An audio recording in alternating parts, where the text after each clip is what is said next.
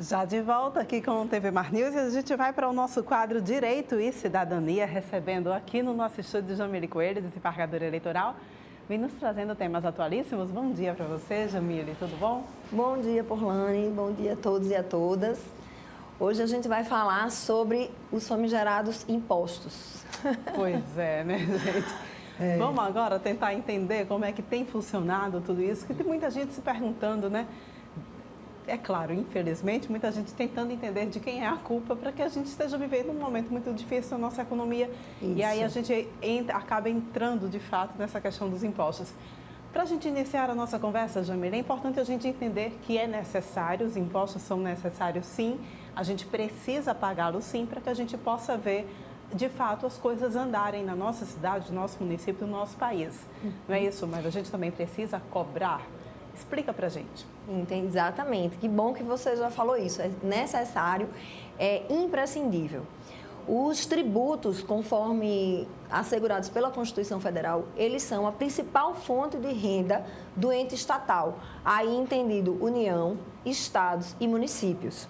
Não existem, como dizia a Margaret Thatcher, né, a dama de ferro, primeira-ministra da Inglaterra, não existe outra forma de custeio das despesas do Estado que não sejam tributos. Ela é a principal. Até existe, sabe, Porlane? Quando você vende bens do Estado, né, através de leilão, ou quando você participa no Estado com uma atuação mais econômica, como venda de bens e serviços que tenham concorrência no mercado, a Petrobras é uma delas, por exemplo. Banco do Brasil, Caixa Econômica, ele presta um serviço, ele cobra por isso, ele tem um lucro, né? E são ou autarquias ou empresas públicas que de alguma forma trazem uma arrecadação para o Estado. E aí, sempre que eu falar Estado, vai ser União, Estado e município. Só que a principal fonte de renda desses entes é realmente o tributo.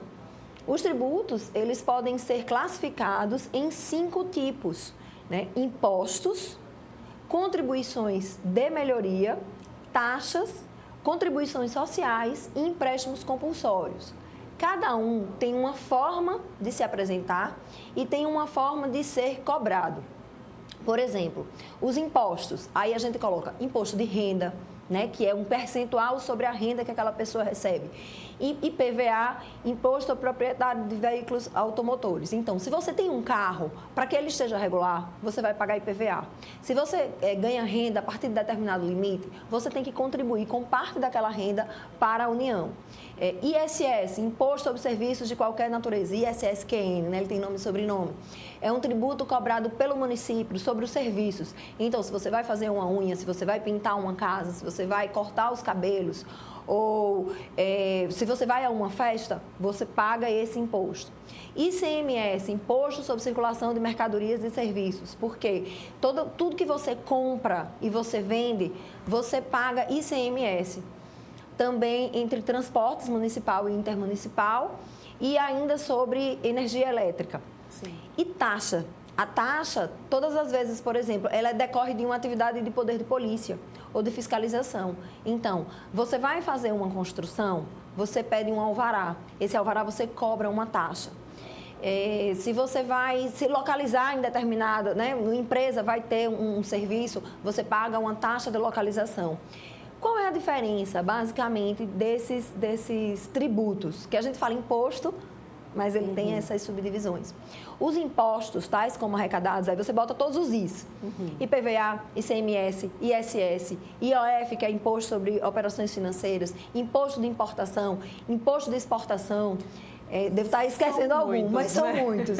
E é uma atividade complicada. Todo mundo fala da carga tributária no país é muito grande, porque realmente, além de impostos, a gente tem as taxas. Então, essas taxas especiais, a gente tem contribuição social sobre o lucro líquido, a gente tem o INSS, temos PIS, COFINS, PASEP. São muitos. São tantas, pois é, gente, são tantas letrinhas que a gente muitas vezes acaba de fato se perdendo e jogando a culpa do que está acontecendo na situação, porque é muito imposto, mas a gente tem esse dever de fazer esse pagamento desses impostos. Mas aí fica a pergunta, Jamile, Os nossos governantes, de forma geral, né, seja da prefeitura, seja a âmbito estadual ou federal, eles podem atribuir qualquer valor nos impostos que são cobrados ou eles precisam mostrar o porquê que está sendo cobrado daquela forma? Como é que funciona a questão da tributação? Olha só, tributar é uma atividade normalmente exclusiva da União, certo? Então, você precisa de um procedimento legislativo próprio. Por exemplo, para você lançar um tributo novo, você tem que lançar ele com 90 dias de antecedência de um exercício financeiro e, mesmo assim, ele não pode ser cobrado no mesmo exercício financeiro. Nosso exercício financeiro coincide com o ano civil, então vai do dia 1º ao dia 31. Se eu quero cobrar um imposto para o ano que vem, eu tenho até agora, final de setembro, para instituí-lo, certo? Ele só pode ser instituído através de lei. A lei, naquele processo legislativo específico, né, de Câmara dos Deputados, Senado Federal, e normalmente com a lei complementar, então ele exige mais um tempo de apreciação das casas e mais pessoas para aprovarem. Diferentemente, por exemplo, de taxas ou de contribuições especiais, que você precisa no mínimo desses 90 dias de vacância. E o que é importante, Porlane? Que a gente pague os impostos, pague em dia e cobre dos governantes. Por quê? São esses impostos que seguram a máquina pública. Então, são impostos e tributos, na verdade, que custeiam o funcionalismo público, custeia o Sistema Único de Saúde, custeia a educação, né? Custeia o INSS. A diferença, basicamente, entre imposto e contribuição é porque o imposto ele não está vinculado a nenhuma atividade. Eu arrecado e eu gasto como eu quiser. Por que como eu quiser? Porque a gente sabe que a administração pública ela deve uma explicação aos seus administrados. Então, ela tem que demonstrar onde ela está gastando. Já, por exemplo, a taxa do INSS, ela só pode ser... A contribuição do INSS ela só pode ser usada para aquele mesmo fim, né? Então, por exemplo, a tal da CID, que é uma contribuição especial, ela tem uma afetação, ela é vinculada. O dinheiro que eu arrecado com a CID ou com a taxa de iluminação pública, por exemplo, ela tem que ser reinvestido nesses mesmos serviços, né? A CID, por exemplo, que é a do imposto, que é a dos combustíveis, ela pode subsidiar a produção de álcool ou de extração de petróleo, de gasolina, né? No beneficiamento para fazer a gasolina, para fazer vias por onde transitam os veículos. Então, assim, ela tem uma afetação, ela tem uma situação específica. E por que a gente deve cobrar? Porque os impostos eles têm que ser bem geridos e isso tem que voltar para o administrado como um benefício, seja com uma saúde, seja com uma infraestrutura, com uma via que você possa andar sem quebrar o seu veículo, né, sem cair num buraco e para manter a máquina pública realmente funcionando. Então, essa é a importância e a importância de que a gente invista, esse aí é um ponto de vista pessoal, mas eu acredito que é comungado por todas as pessoas, a gente investe na atividade privada. A atividade privada, ela precisa ser enxergada como uma amiga do Estado, porque não existe outra forma de arrecadar que não seja a atividade privada. A atividade privada é que gera o imposto. Então, por exemplo, o imposto de renda, ele é tributado, né, sobre a renda. O PIS, COFINS, é sobre o lucro, a contribuição social sobre o lucro líquido, é o lucro da empresa. Então, quanto mais a gente investe e dá condições para a atividade privada sobreviver, subsistir e crescer, mais impostos a gente tem para custear os estados, né? Estados, sim, União e município, e aquilo voltar como retorno para a população. Então, assim, gente, vamos parar de ver Todos os serviços públicos são importantes, sim, imprescindíveis, inclusive, mas nós temos que parar de ver a atividade privada como uma vilã, porque, na verdade, é ela que é a causadora ou quem cai no fato gerador, que é o tal do fato gerador do imposto, e arrecada. Quanto mais uma empresa cresce, é proporcional, mais tributos ela vai pagar, mais dinheiro entra para os cofres públicos e mais dinheiro o Estado, União e município tem para investir no ente e devolver isso como serviços, né, e benefícios para o administrado. Jamile, como nós, então, cidadãos, como nós podemos, então, fazer a fiscalização desses impostos que são pagos por nós? Olha, a gente tem os portais da transparência, ele é bem importante. Nesses portais de transparência, nós temos que cobrar dos gestores, né, tanto de governo como de município, que está aqui mais perto da gente. Nós temos como ver o quanto entra, né? Nós temos como ver o quanto sai e como sai, se esse gasto está bem gerido, está bem administrado e o que é mais importante. Por isso que eu sempre sou uma defensora assim, ferrenha da democracia e da separação dos poderes. A gente tem as eleições a cada 4 anos e ali a gente endossar o mandato que a gente deu para aquele gestor ou para aquele parlamentar que nos representa, sempre bom lembrar. O Poder Legislativo nos representa. Nós não temos condições de falar lá pessoalmente com o nosso gestor, nós elegemos pessoas para que falem por nós.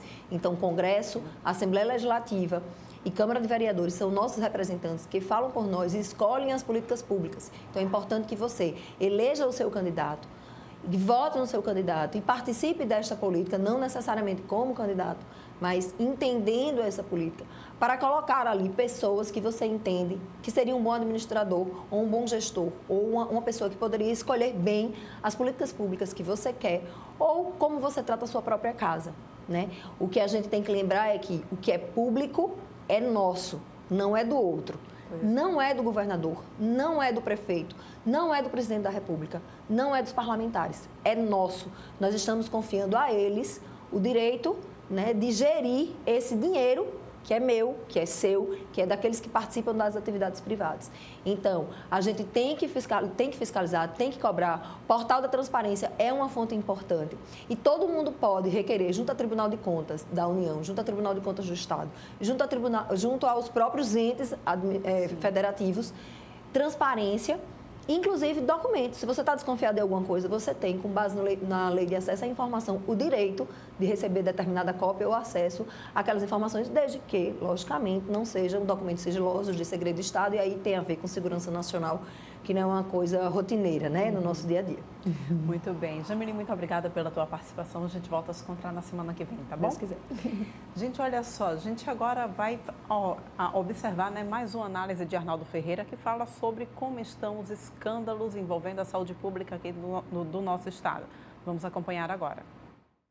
Há um mês, os alagoanos acompanham estarrecidos as denúncias que pipocam da Assembleia Legislativa sobre os superfuncionários da Secretaria de Estado da Saúde que conseguem ter salários que variam de 50 a 100 mil reais. Há aquele caso do funcionário que consegue dar plantões fantasmas no mesmo dia, no mesmo horário, em 3 hospitais diferentes, ainda assim participar de solenidade no Palácio do Governo e simultaneamente estar no aeroporto Zumbi dos Palmares participando das lives sobre chegadas de vacina. A mais nova denúncia que envolve a Secretaria de Estado da Saúde dá conta de um vereador na cidade de Delmiro Gouveia que acumula o cargo de diretor do Hospital do Sertão, também naquela cidade que fica a 300 quilômetros de Maceió. Até aí nada demais. Só que cargos comissionados não podem ser acumulados, muito menos por um vereador. O deputado Davi Maia, o mesmo que vem fazendo as denúncias, teve acesso a um documento falso da própria CESAL indicando que o vereador trabalha sem receber salário. Só que o documento foi desmentido pelo Portal da Transparência e pela folha de pagamento da própria secretaria, que indicam os 2 documentos que o vereador tem salário mensal de 5 mil reais. Esta vai ser mais uma representação para os órgãos federais e estaduais de fiscalização e controle que já investigam os superfuncionários e agora o vereador. Enquanto isso, a saúde pública vai... Como é que ela vai, hein? Vai. Ah, vai. Ah, vai, né, gente? Olha só. Preparar-se para o Enem, para o Exame Nacional do Ensino Médio, o Enem, é um processo ainda mais desafiador para os jovens que estão estudando em plena pandemia. E por essa razão, a organização Arnon de Mello, em uma parceria inédita, passa a proporcionar acesso ao premiado Hora do Enem, uma plataforma completa de estudos com testes online, videoaulas, resumos, questões e dicas. Tudo isso com carimbo de qualidade da TV Escola. O lançamento dessa nova plataforma aconteceu ontem, como a gente assistiu aqui no TV Mar News. A solenidade contou com diversas autoridades e diretores de faculdades de Alagoas. O evento foi comandado, então, pelo diretor executivo da UAM, o Luiz Amorim. O diretor comercial da Gazeta Web, Fernando James, também esteve presente, destacando a importância desse projeto. Agora, então, quem quiser estar pronto para o dia da prova poderá fazer isso com um clique, acessando o conteúdo 100% online na Gazeta Web. A plataforma integrada ao site é dividida em módulos inteligentes, com recursos avançados e com conteúdos concebidos para uma revisão intensiva.